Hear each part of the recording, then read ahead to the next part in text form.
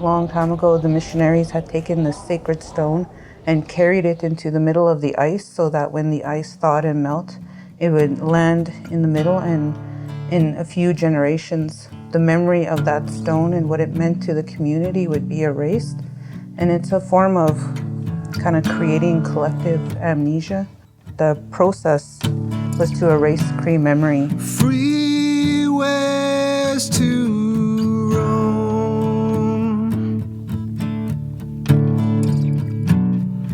releasing souls to be alone for. The stone that they had put in there was of importance to that Ronge area. And we visited some of the areas behind the old bank, and there's they used to call that the Mistassini, the stone place. And that one in particular, they considered like a grandfather stone. So that one, when they would come and feast, they would give acknowledgement to that the stones are always there. So even if humans aren't there, there's still going to be someone watching over the changes, and that you can communicate to that stone and it can give you images of that area.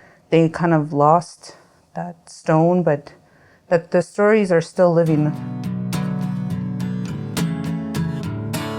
I'm from the Ronge. I was born and raised there till I was probably 11.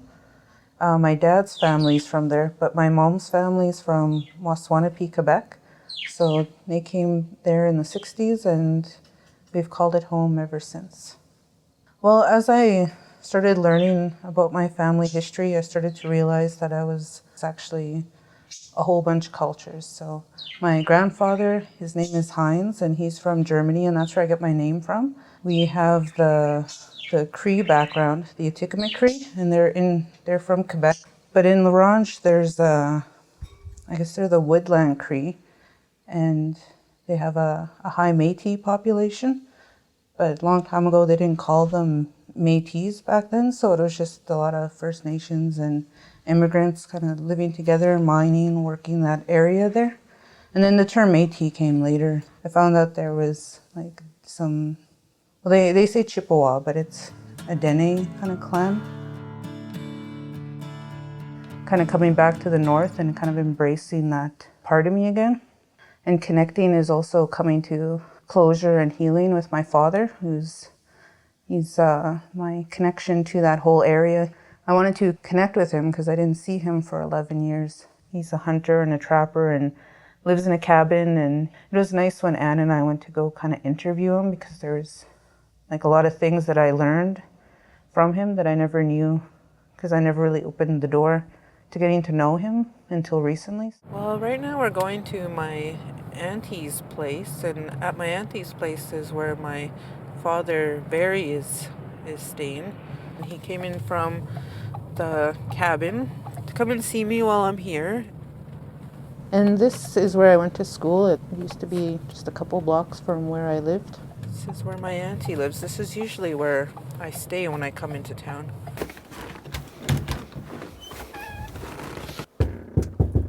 Got the secret knock going. This is Anne. Hi. Hello. Fire away. Let's get it. Oh, that's good. There it went.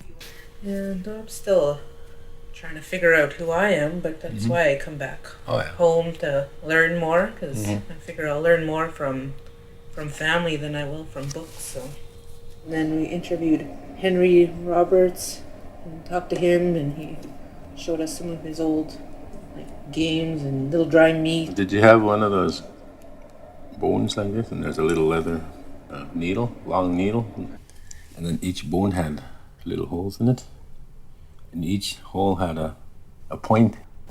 See, I got one. I usually don't even get one. I used to play that with my grandfather. Can you describe what you do on the trap line? On the trap line? Yeah. Live. I drove to my cabin, get out. So basically I'm just trapping marten and fisher. First, when I first got there was nothing there, so I had to break trail and set all the traps. And how long do you go out for? Depends how long your line is, where you're gonna go and set your traps, or maybe you got a loop that you're gonna walk. Are you out there on your own? Yeah, I'm not afraid of. I'm not afraid of it. They're more afraid of me than I am of them.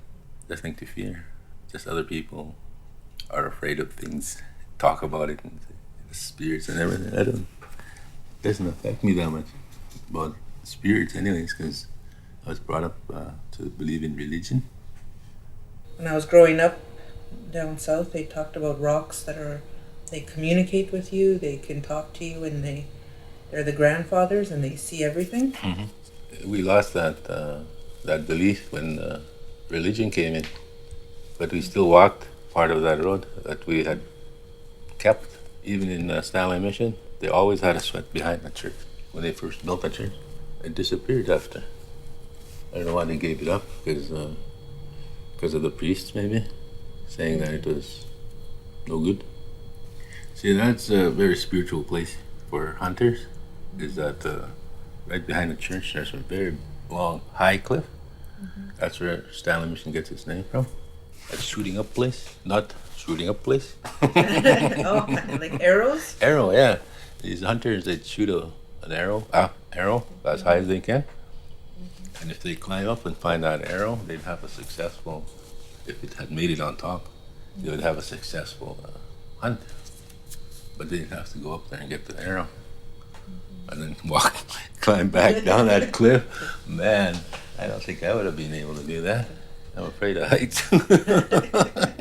So the family is originally from Stanley Mission, eh? Yes, both sides. My mom and dad. So dad, Jonas, my grandfather, Philip John. My mom, Annie, Elizabeth. Jonas, Henry. Philip John. Helen, she kept her language. My grandfather, Jonas, was one of the people who got hired to dig graves because they wanted this area to be developed for tourism. And so what they did was they moved all the old graves that were sitting on that beautiful lakefront. But because the local people didn't want to do it, because that's their ancestors, they would get other people who had trouble finding work from different regions to come in. They cleared those graves and trying to put them kind of by the highway just out of town. They say that not all the graves were moved because the clay had made it so hard and they didn't have the proper kind of drilling material to move them, that they just were moving some of the headstones. So growing up, I heard a lot of ghost stories.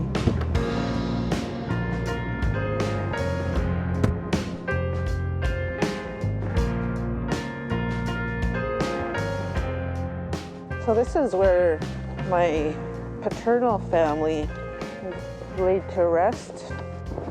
But I come here and I take my kids here too, and my kids will come and put tobacco down and help clean kind of the graves off. Oh, right here. So this grave here, this is my grandmother, and I never got to meet her. My sister Annie is named after her. My sister's Annie Charles II, and so this is where she gets her namesake from. And then this one here is my grandfather Jonas, and him I got to grow up with. I used to go to his house all the time, and he had lung cancer, so he passed away before my grade 8 grad.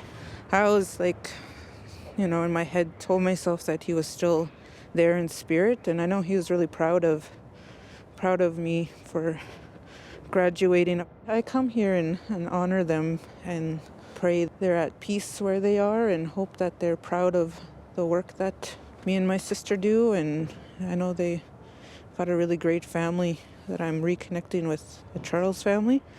It's been a healing journey, and so part of this honoring and visiting the graves of my ancestors is my way of reconnecting with the family past, but also just to understand life and death and that spirit, the eternal spirit. So I know they're there somewhere, probably telling me I should be wearing a toque and mitts. So, but usually it's summer when we come here.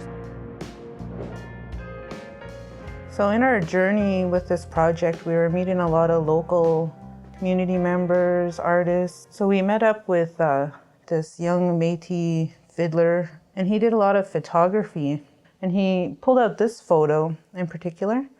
Part of what I like about the photo is it has that feel of like a cabin and a trapline. And my dad lives in, he's the one who introduced me to living on a trapline. This kind of reminds me of a setting that I could imagine my dad also in too now. And I thought this would be, a great piece to have and to bring home and to connect that little bit of home here in Regina. So my knowledge of where I come from and my family goes at least 4 generations back. And so I've been keeping all the records and history for my kids, because then they would have 7 generations.